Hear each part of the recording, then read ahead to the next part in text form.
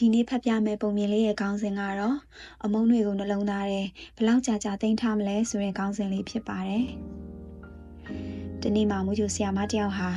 သူ့အတန်းမှာဂိမ်းကစားနည်းတစ်ခုကစားခိုင်းဖို့ဆုံးဖြတ်လိုက်တယ်။အဲဒီနောက်ဆီယာမကအတန်းထဲမှာရှိတဲ့ကလေးတယောက်စီကို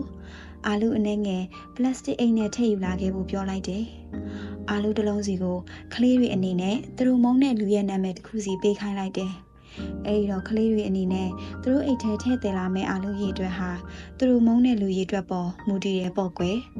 ။နောက်တစ်နေ့မှာကလေးတိုင်းကသူတို့မုန်းတဲ့လူရဲ့နာမည်တွေပေးထားတဲ့အာလူချို့ကိုတည်လာခဲ့ကြတော့တာပေါ့ကွယ်။တချို့ကတော့အာလူနှလုံးတချို့က3လုံးနဲ့တချို့က5လုံးအထိရှိကြတယ်တဲ့။နောက်ဆီယာမကအာလူအိတ်ကိုသူတို့နဲ့အတူတူဘေးသွားတပတ်တိတိသေးသွားရမယ်လို့ကလေးတွေကိုသတ်မှတ်လိုက်တယ်။တရက်ပြီးတရက်ကြာတော့ကလေးတွေကအာလူပုတ်လာပြီးထွက်လာတဲ့အနံဆိုးဆိုးကြောင့်စပြီးညှဉ်းညူကြတော့တာပေါ့။ဒါချက်အာလူ5လုံးတည်ရတဲ့ကလေးတွေက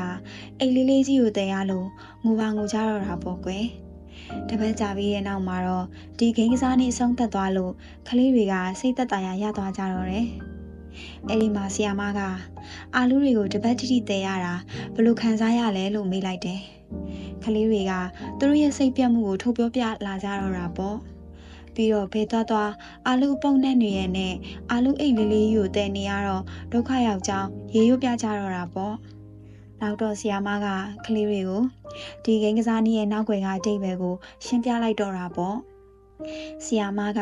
ဒါဟာမင်းတို့ရဲ့နှလုံးသားထဲမှာတစုံတစ်ယောက်အတွက်အမုန်းတရားတွေကိုတည်ဆောင်ထားတဲ့အခြေအနေနဲ့အတူတူပဲဖြစ်တယ်။အမုန်းတရားရဲ့အနှံ့သက်တွေဟာမင်းတို့နှလုံးသားကိုကူးဆက်သွားနိုင်တယ်။ပြီးတော့မင်းပဲနေရာရောက်မင်းနဲ့အတူတည်ဆောင်သွားနေရလိမ့်မယ်။မင်းတို့ဟာအာလူပုံနဲ့တွေကိုတစ်ဖက်တောင်သိမခံနိုင်ရင်မင်းတို့ရဲ့နှလုံးသားထဲမှာအနှံ့ဆိုးဆိုးနဲ့အမုန်းတရားတွေကိုမင်းတို့ဘဝတစ်လျှောက်လုံးထည့်ထားဖို့ဆိုတာဘယ်လိုဖြစ်နေမလဲတွေးကြည့်ပါလို့ပြောလိုက်တယ်တဲ့။